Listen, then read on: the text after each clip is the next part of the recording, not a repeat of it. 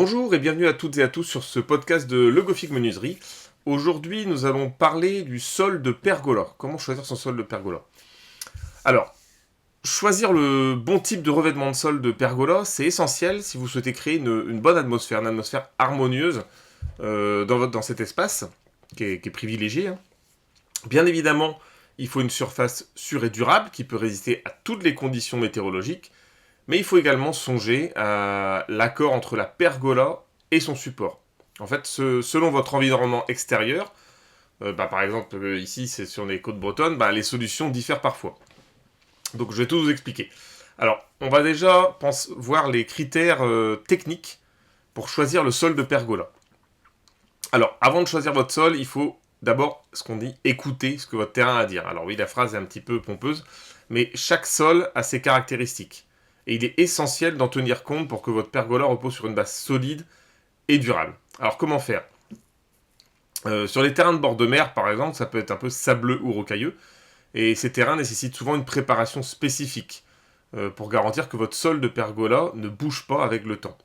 Sur un terrain en pente, par exemple, vous devrez sans doute envisager de niveler ou de terrasser le sol avant toute pause. Alors c'est pas très glamour, mais c'est indispensable pour éviter les mauvaises surprises.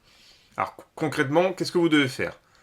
Il faut premièrement, analyser la surface. Est-ce qu'elle est sableuse, argileuse, rocailleuse?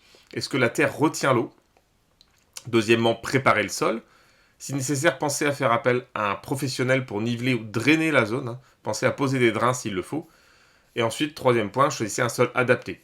Alors certains matériaux comme le béton ou la pierre, ils nécessitent une base bien stable, tandis que le bois, il peut s'adapter à des sols plus flexibles. Mais il faudra bien le fixer, souvent avec des plots, comme pour n'importe quelle terrasse.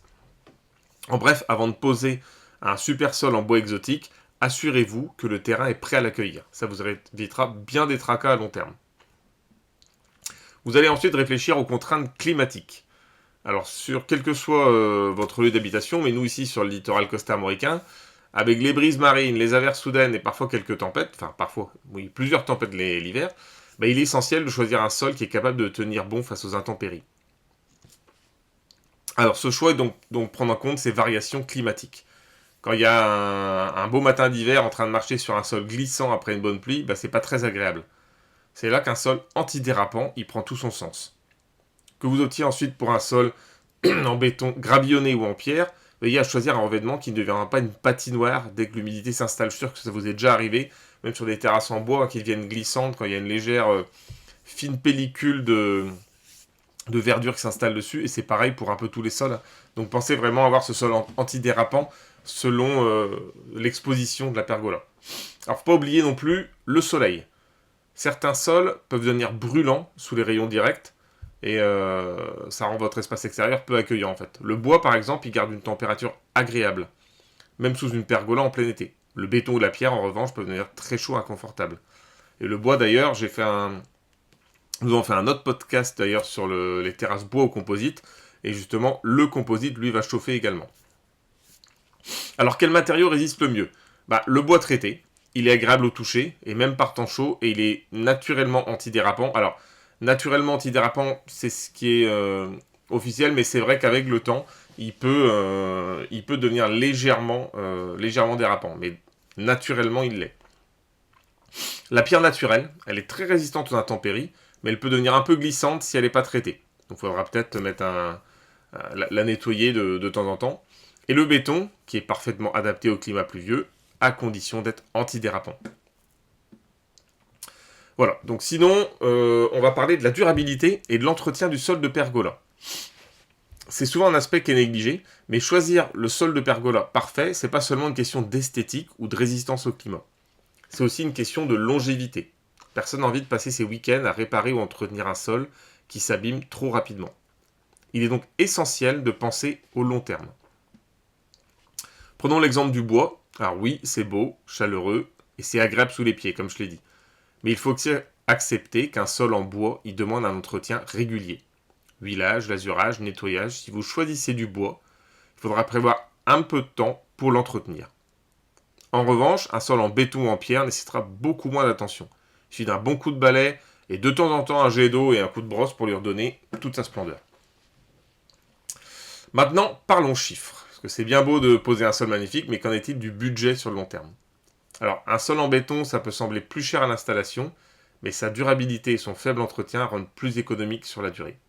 A l'inverse, un bois peu coûteux à l'achat, il peut finir par vous coûter cher si vous devez le remplacer ou le rénover régulièrement. Si vous optez pour le bois, choisissez la qualité. Alors on va voir donc maintenant les options en fait que vous avez de matériaux pour le sol de pergola. On va développer un petit peu ce point-là. On commence par le bois, qui est un classique intemporel. Il n'y a rien de plus chaleureux et d'accueillant que le bois. C'est quand on marche pieds nus, on ressent la sensation douce, naturelle sous les pieds. C'est une petite touche de forêt ou de plage chez soi, tout en profitant du confort de son jardin. Mais avant de se lancer, il est essentiel de bien écouter ce que ce matériau a à vous dire, car il n'est pas parfait. Parlons d'abord des avantages. Le bois, quand il est bien choisi et bien entretenu, il peut durer des années. Il existe une variété d'essences des bois exotiques résistants, comme le teck ou le pin traité, qui, bien que plus accessible, peut également tenir bon face aux éléments. Cependant, il y a des compromis. Un sol en bois exige un peu d'attention, comme je l'ai dit, donc il faudra appliquer un traitement contre l'humidité, les insectes, ce sera une huile, une lasure, pour éviter qu'il ne grisonne. Ça peut être un saturateur également. Mais si vous aimez l'idée de consacrer un peu de temps à l'entretien pour garder votre sol impeccable, le bois, c'est la solution parfaite. Deuxième proposition que je vous donne comme matériau, la pierre naturelle ou reconstituée. Alors ça, c'est un matériau qui est à la fois élégant et solide, et c'est la solution idéale dans ce cas-là pour une pergola. Qu'elle soit naturelle ou reconstituée, il y a ce côté un petit peu intemporel qui est presque indestructible en fait, qui peut transformer n'importe quel espace extérieur en un petit coin de paradis. Alors, pourquoi choisir la pierre? D'abord parce qu'elle est extrêmement durable en fait. Contrairement au bois, elle ne craint ni l'humidité, ni le soleil, ni le passage du temps, ni les insectes, en fait, elle craint quasiment rien. Vous pouvez littéralement poser un sol en pierre et l'oublier pendant des années sans qu'il perde son éclat et sa solidité. Elle est également très résistante aux intempéries, ce qui est un atout non négligeable pour des régions côtières comme on a par ici, sur Perros-Guirec, le bord de mer costarmoricain, où le climat est un petit peu capricieux et les vents norois qui viennent tabasser tout ça.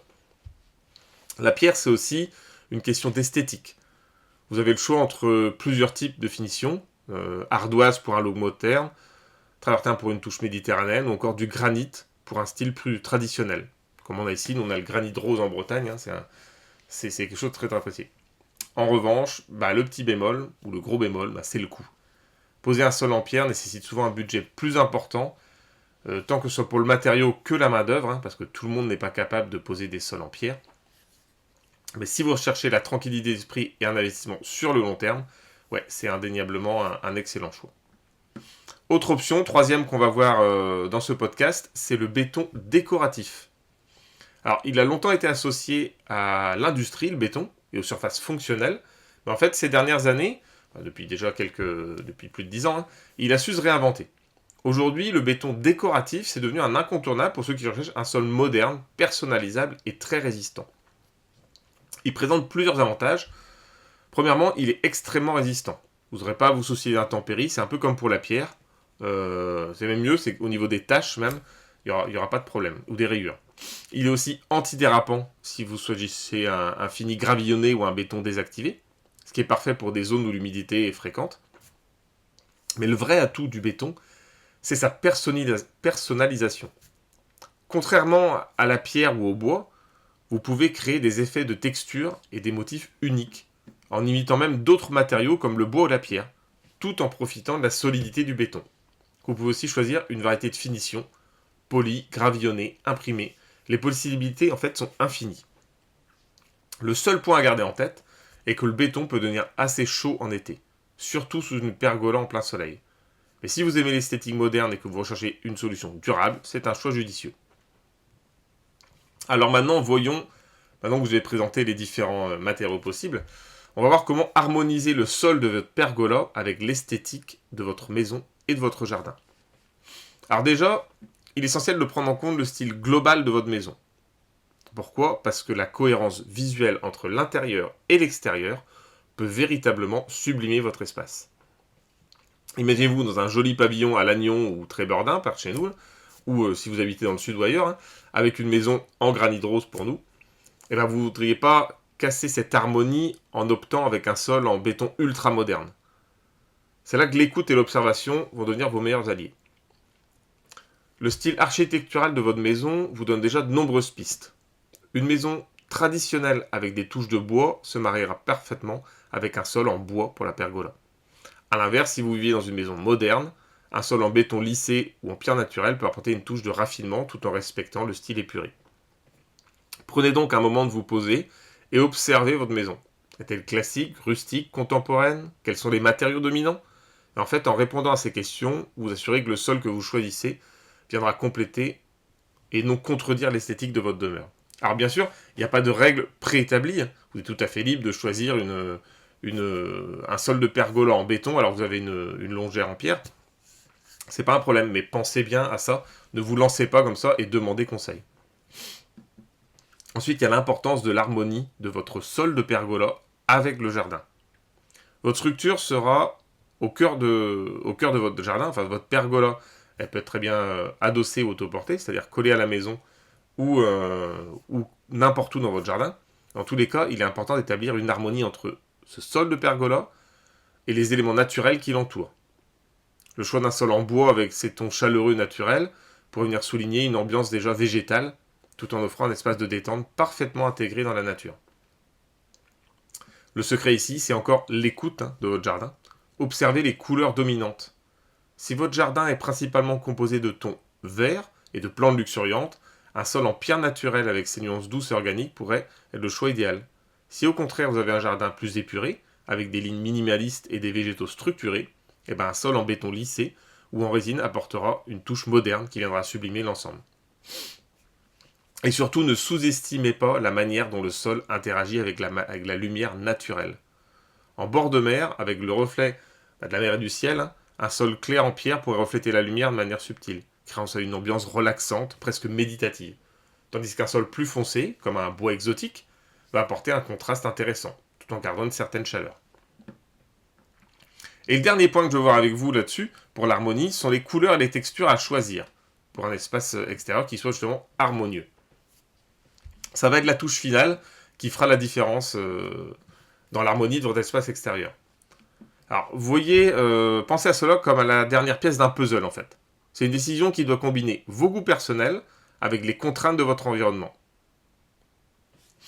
Je vous recommande de ne pas vous précipiter et de bien réfléchir aux nuances qui s'accorderont le mieux avec vos mobilier de jardin, vos murs extérieurs et même les plantations environnantes.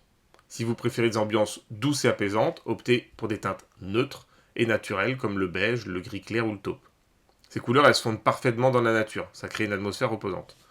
Pour celles et ceux qui cherchent à créer un espace extérieur plus dynamique, pourquoi ne pas oser des contrastes? Un sol en béton anthracite, par exemple, peut apporter une touche de modernité qui se mariera à merveille avec un mobilier contemporain, ou des pots de fleurs colorés.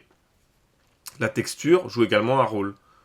Un sol en pierre brute, avec ses irrégularités naturelles, apportera du caractère, tandis qu'un sol en bois lisse offrira une ambiance plus chaleureuse et accueillante. En fait, les couleurs et textures sont la touche finale qui va venir sublimer votre pergola et créer un véritable cocon à ciel ouvert. Il existe donc plusieurs options pour choisir votre pergola. Chacune a ses avantages et ses inconvénients, comme vous avez vu. Le tout est de bien prendre son temps. Et surtout, si vous avez envie d'une pergola, n'hésitez pas à nous contacter. Nous sommes spécialisés dans la pose de pergola bioclimatique et carport. Voilà, merci beaucoup pour votre attention. Je vous invite à découvrir tous nos conseils et astuces sur notre site menuiserie-legofix.com. Et si vous habitez dans les Côtes d'Armor et le secteur de Lannion, n'hésitez pas à venir nous rencontrer directement au showroom pour une étude de votre projet. Merci encore et à très bientôt.